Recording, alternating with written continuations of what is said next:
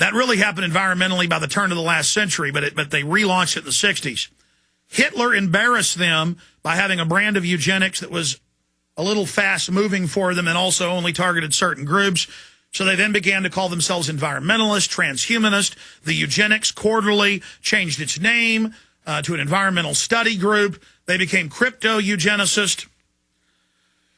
And they have stated that they would fearmonger the planet in the name of an ice age, the name of global heating, global warming, acid rain, to accept this. And that once the private central banks had gotten the nations in enough debt, they would bankrupt them by design, use global deals with China, who was their partner in 1975 via treaty that George Bush Sr. got them to sign when he was ambassador to China, to have a one-child policy where the babies are taken or in many cases killed. That's on record. Forced abortions are performed. And China was told all major industrial facilities will be moved to China.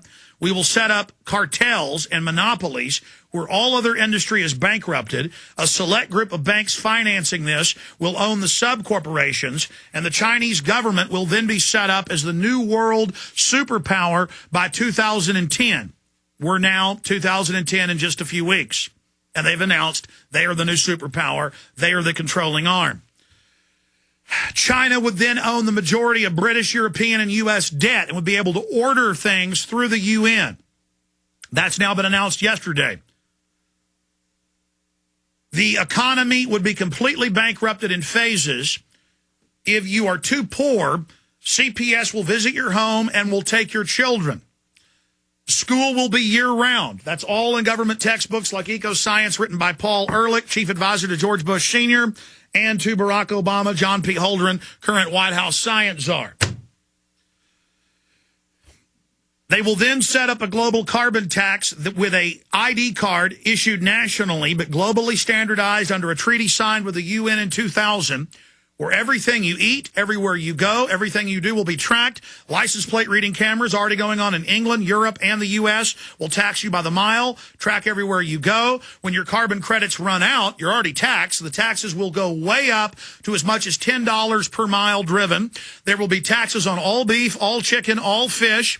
That will be added by a global regulatory body run by the IMF and World Bank. That is now in the Danish text of the Copenhagen Global Government Treaty. Herman von Rompuy, the new head of the EU, openly states this. Al Gore openly states this. It's all happening. Everything will systematically and incrementally, so you can't stand up against it as easily. If it happens overnight, you'd stand up. Be implemented. Year-round school. You'll have to stay at school till 8, 9 at night.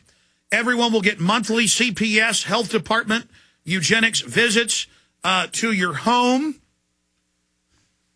This is so unbelievably horrible, ladies and gentlemen, that I shake when I talk about it. I literally woke up at 4 a.m. again this morning, completely freaked out over this because it's all been announced. It's one thing to read State Department Memorandum 200, where Henry Kissinger stated this in 73. It's one thing to read the United Nations Biological Diversity Assessment 96, calling for exterminating 80% of the population.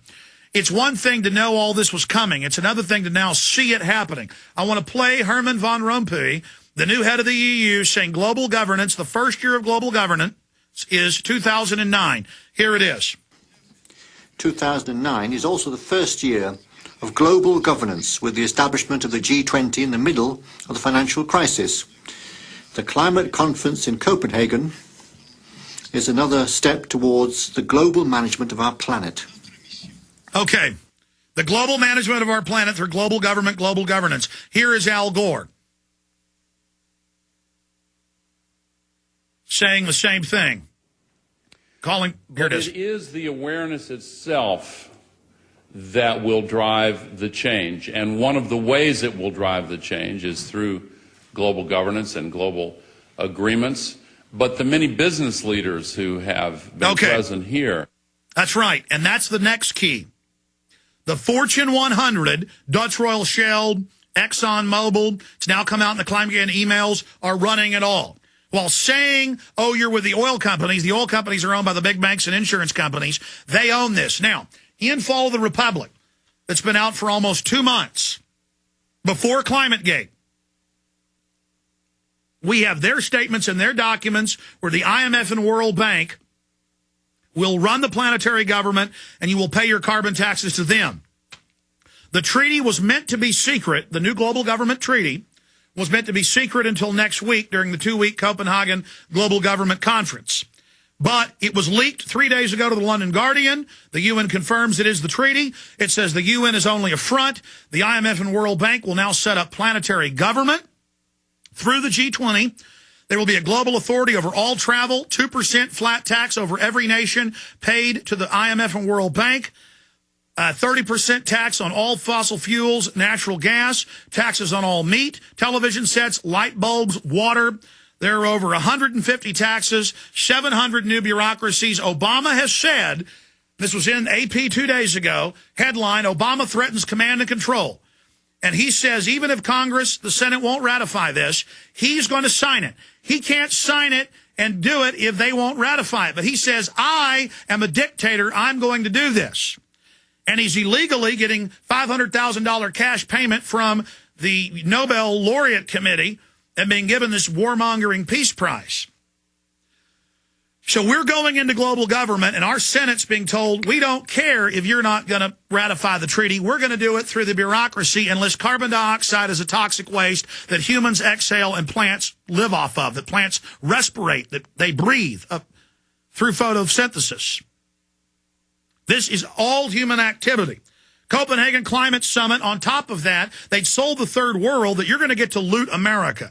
You're going to get all these taxes from the same IMF and World Bank that have always been raping the third world through 30% loan sharking rates, where a $1 million loan to Nigeria turns into 45, 55, 65 billion now. It states in here double the energy cuts for Africa, Latin America, and undeveloped Asia, or developing Asia. 15 million starve to death a year. The UN ethanol scam caused an additional 10 million deaths last year. That's official. This is meant for population reduction, and I'll go over the proof of that next. A private, global, corporate government that wants to exterminate you and your family from their own quotes and their own words. For the New World Order, world government is just the beginning. We're going to tell you what their regime will look like. So there's no longer any denial. A private corporate government made up of the same banks that have imploded the world's economy by design. McClatchy Newspapers has written a 5-part series on the Goldman Sachs documents coming out, how this was all rigged. The banks have been given unlimited power to steal money. That's now in the Times of London today, that the UN's adding on a new tax with this plan for global banking bailouts. The UN will no longer have any power over this. It will be the IMF and World Bank that are the new global government who can, quote, this is London Guardian, secretly raise any taxes they want. And under treaty, our government signs on illegally to do whatever they say. And then our Senate says we're not going to do it. And Obama says, I'll implement it anyways then.